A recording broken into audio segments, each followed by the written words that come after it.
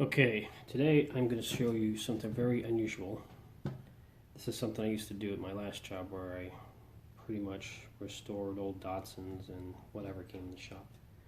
Anywho, this is the glove box lock out of my 1977 Ford truck. And basically there's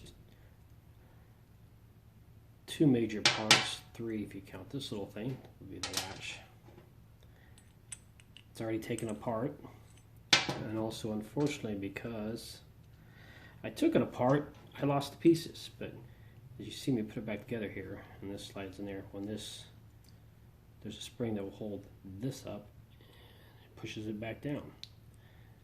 And there's a spring that usually goes in here to keep this pushed out.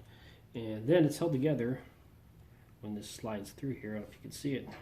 There's a roll pin that goes through here. That's the word I forgot from the other video, roll pin. Anyways, so what happens when you take something apart and you can't find the pieces? Well, this is where having sort of a photographic memory comes in, to where you can remember, even though people say that's not a thing. But anyways, remembering stuff you've taken apart before. Also, let's go over why I take this part. So what was happening before is this thing was locking up. Like it was just like, couldn't get my glove box unlocked. Well, it's pot metal for one thing, so it wears easy. And what happens, and I've already started to fix it here, you should see that shiny spot. It catches and rubs right here on this lip, this edge right here. And it'd be really hard to see, but there's actually still a little nick in there that I was catching on. So the first thing I did, and that's why I said I already started this, and where you see upside down, that smooth part, is I just gently took a file and got all the burrs and everything off it. And I did the sides too to make sure there's nothing holding it up. After I show you how this is done, I'm going to take a wire brush, because if you can see the weird grayness of this, I left it in the carb cleaner too long. You definitely want to keep it in there for the 30 minutes it says. So that's how this works and what the issue was. Now, what happens to, while I lost the spring that goes from here to here, and I lost the spring that goes, you can see a little bit of a cutout here maybe, where it's round, maybe, and there's this little lip here it catches a spring on. Well, what do you do when you lose that stuff? Like I say, remembering what stuff looks like. So the spring that goes here, well, you may have seen these before. It's just a valve core. I don't even remember what this one comes out, but it's obviously it's a longer one, and it's got this spring right here. So I'll just hold the spring back and just clip the end off to free it. I've already done that. So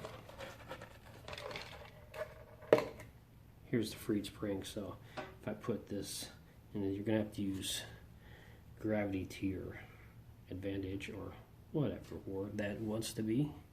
And if you slide this back in there now,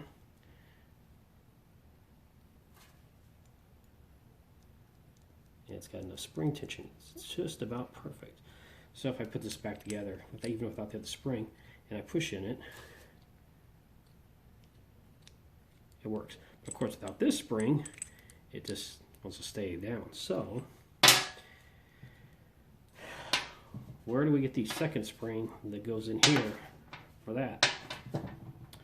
Well, I have a bunch of these Volkswagen carburetors laying around, and if you look at this one's been in a fire, so more likely it's no good. Anyways, right under this doohickey, and I'll tell you what the doohickey is in a moment, not intentionally being, there is this thing here, and the spring I took comes from right there. And it pushes down on this vacuum diaphragm. This is pretty much sort of the vacuum override of the choke. So you're warming up the car and you want to blah blah blah drive, but you don't want to wait for the choke to come off. This will allow, when the vehicle is accelerating, vacuum will open the choke more, allowing the car to reach higher RPMs. So now I have my second spring that I can, smart way to do it would put it on that first and stick it in there. And now I have a functional glove box lock again. Now the other part is easy to come across. I just went down to big, slightly box, whatever. Got me a couple of these roll pins that I took this piece with me that it fits into and test fit it. So now basically all we have to do is clean this up. Like I told you, I wanted to wire brush it. I'm not going to sit there and make you watch me wire brush this. I will just reach up to the paws. Okay, now that I've got this cleaned up with a combination of the wire brush and also just your standard red Scotch-Brite, we can go back to assembling it. And I don't have any white lithium grease with me, but I got some black lithium grease, which will be perfectly fine. I said before, we'll start with that piece in the small spring.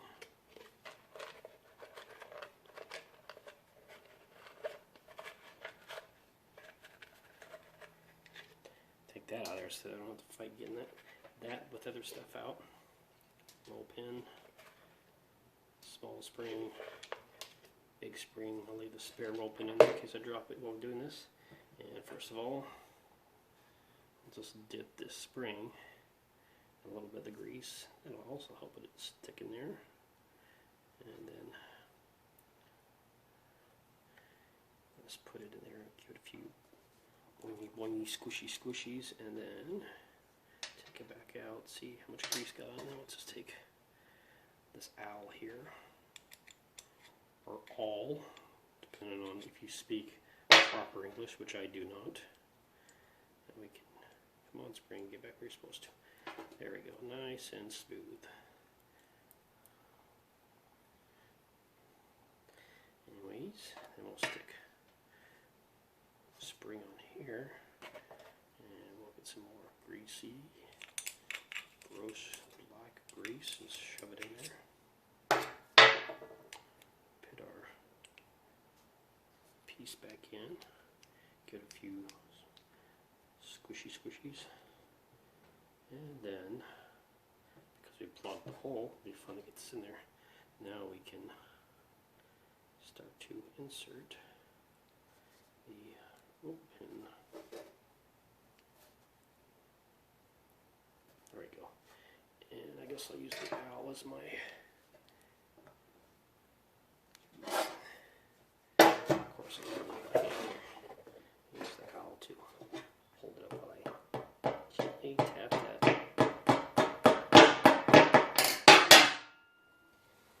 Push it a little bit more so I have that far.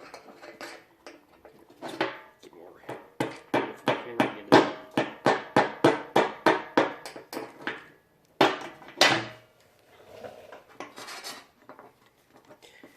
And as you kind of see what the roll pin does, it just, there we go. So now you can see the greasy roll pin is holding it into place, and now it functions. It gets full travel, so now I can install it back in the truck and be able to open my glove box door easily again. Well, there you go. Using common items such as an old carburetor and a valve stem core, you too can rebuild a Ford glove box latch. This may work with Mustangs and other vehicles, but basically the trick is like just memorizing stuff you have around and what can and can't work. So, there you go. See ya.